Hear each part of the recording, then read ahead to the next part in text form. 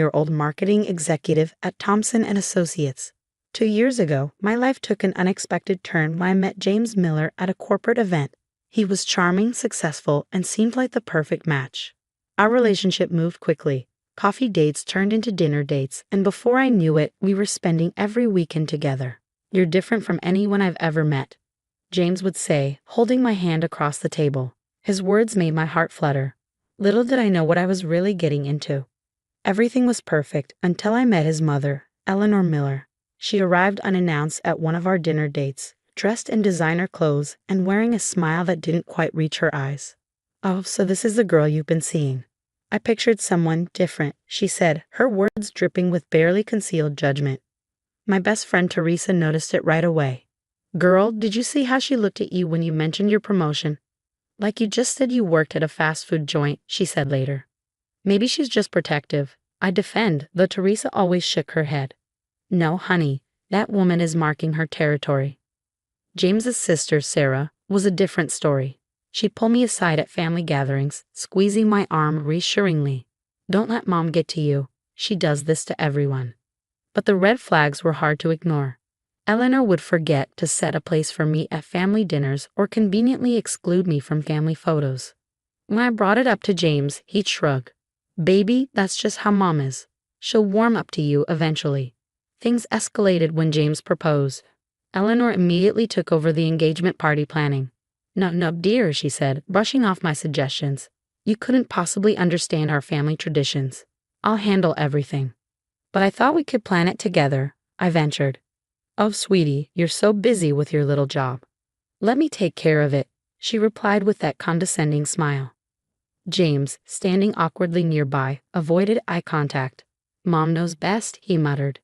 Even Sarah tried to warn me. She did this with James' ex too, started small, then got worse. Teresa, as usual, didn't hold back. "Are you seriously letting her run your engagement party?" "Girl, this is just the beginning." I watched helplessly as Eleanor took over every detail: the venue, the guest list, the menu. She even tried to choose my dress. "The blue one makes you look more appropriate," she said, her tone saccharine but her eyes cold. Now, with the engagement party a week away, I'm watching Eleanor transform what should be our celebration into her show. James insists I'm overreacting, but Teresa and Sarah see it too. Something tells me this party is going to be unforgettable, just not in the way I'd hoped. "Just remember, Teresa told me yesterday you're marrying James, not his mother." But lately, I wonder if that's really true, because it feels like I'm signing up for both, and Eleanor Miller is making it very clear who's in charge. The engagement party was a spectacle straight out of Eleanor's playbook. Crystal chandeliers, extravagant floral arrangements, and her high society friends filling every corner of her mansion. I felt out of place the moment I walked in, especially when I saw she'd rearranged the seating chart to put me at a corner table, far from James. "Darling, you understand, don't you? The Andersons simply must sit with James. There's such important business connections." Throughout the night, Eleanor made sure everyone knew who was in control. She interrupted my conversations with guests, redirecting them to James' achievements.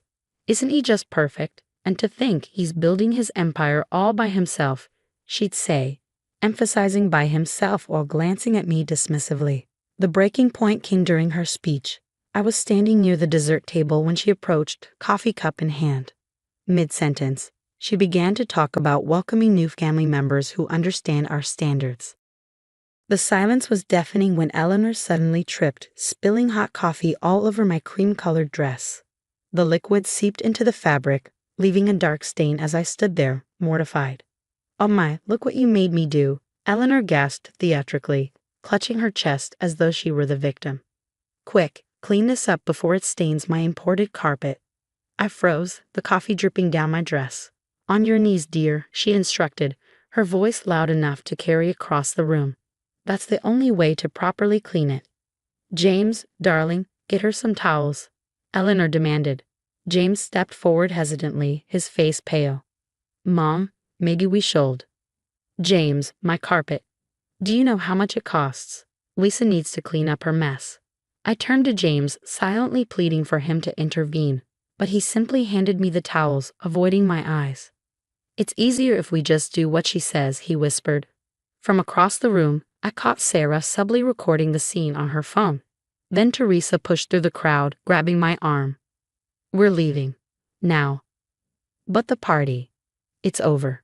"For you," Teresa said firmly, steering me out the door. As we drove away, my phone buzzed. Sarah had sent me screenshots of texts between James and Eleanor from the past month. "She's not right for you, darling. Did you see how she embarrassed us at the country club?" "Mom, Lisa's trying her best." "Best isn't good enough for a Miller. Remember Caroline? She knew how to behave in our circles." The messages painted a chilling picture.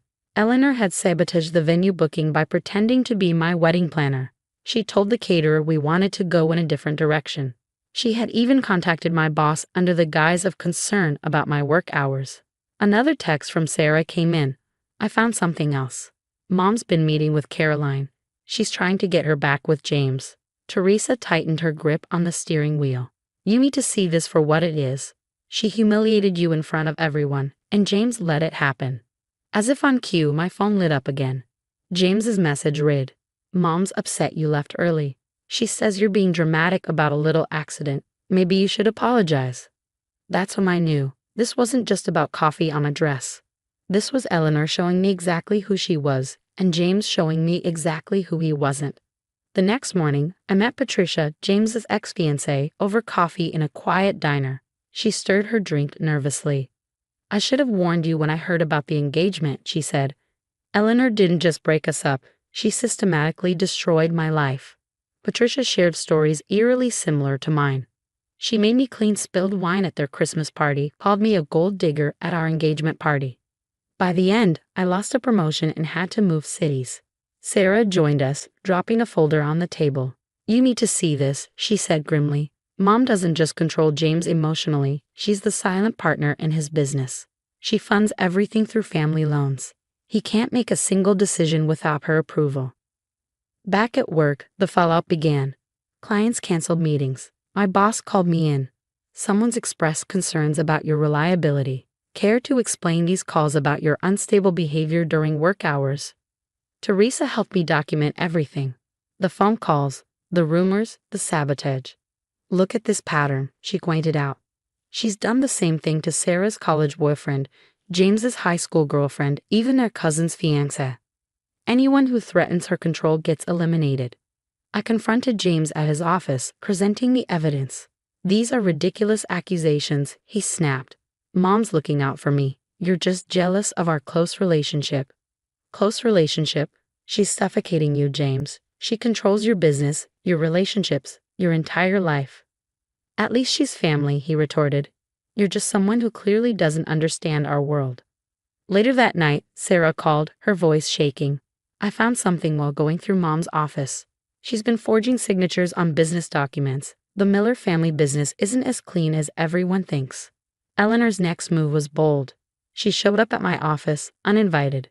"I'm willing to forget this unfortunate situation if you walk away quietly," she said with a razor-sharp smile. "Otherwise, I have friends in many places. Your career, your reputation, such fragile things." That night, I spread everything out on my dining table. Documentation, testimonies, and proof of Eleanor's manipulation. Teresa sat beside me, flipping through the pages. "Girl, you know what you have to do," she said. "You're right," I replied. "I deserve better than this." I drafted a message to James. "I won't be another victim of your mother's games. I choose myself. The ring will be returned through my lawyer. Don't contact me again." Sarah sent me one last text. "You're doing the right thing. I wish I was as strong as you." That night, I stared at my reflection in the mirror and saw something I hadn't seen in months myself. Not Eleanor's puppet, not James's conflicted fiancé. Just me, the woman who refused to kneel any longer. Teresa hugged me tightly. "This isn't the end, you know. It's your new beginning." For the first time since the coffee incident, I smiled. Because this time, the mess I was cleaning up wasn't on my knees. It was on my terms. I didn't need to do anything else. Karma had already started its work. Sarah's video of the coffee incident went viral within our social circle, capturing Eleanor's calculated cruelty in crystal clear detail. Her cold commands, my humiliation, the shocked faces of the guests, all laid bare. "Did you see how Eleanor treated that poor girl? People whispered. I always knew something was off about her. The whispers turned into roars when Eleanor's business rivals got wind of her fraudulent practices. Mr. Richardson, a longtime competitor, reached out to me during a chance meeting. You weren't the first person she tried to destroy, he said with a grim smile, but you'll definitely be the last. James's business partners started pulling out, one after another. Teresa, with her connections in finance, kept me updated. They're discovering years of Eleanor's interference in deals, she reported. Your mother's signature is on documents she had no authority to sign, one partner said. This isn't just unethical, it's illegal. Then came my own sweet victory. Remember my little job Eleanor loved to dismiss.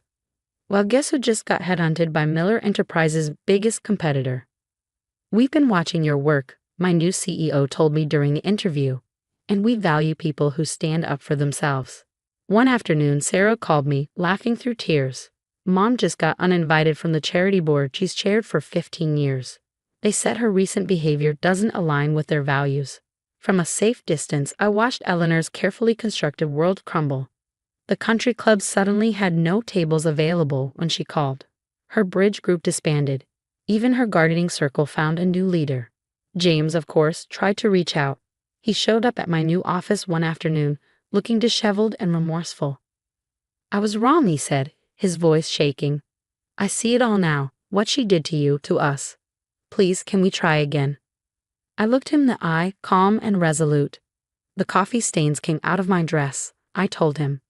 But the memory of you standing there, doing nothing, that's permanent. Sarah finally moved out of the family mansion. We meet for coffee every week now, real coffee with no hidden agendas or power plays. You gave me the courage to break free, she told me last week. I'm starting my own business away from family money. Yesterday, I saw Eleanor at a restaurant. She was sitting alone, her designer outfit still impeccable, but her table conspicuously empty. Our eyes met briefly. I smiled, not out of cruelty, but because I felt nothing. No anger, no fear, no need for revenge.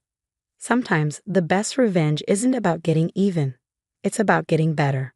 Eleanor wanted me on my knees, but I rose higher than she ever imagined. And the view from up here, absolutely perfect.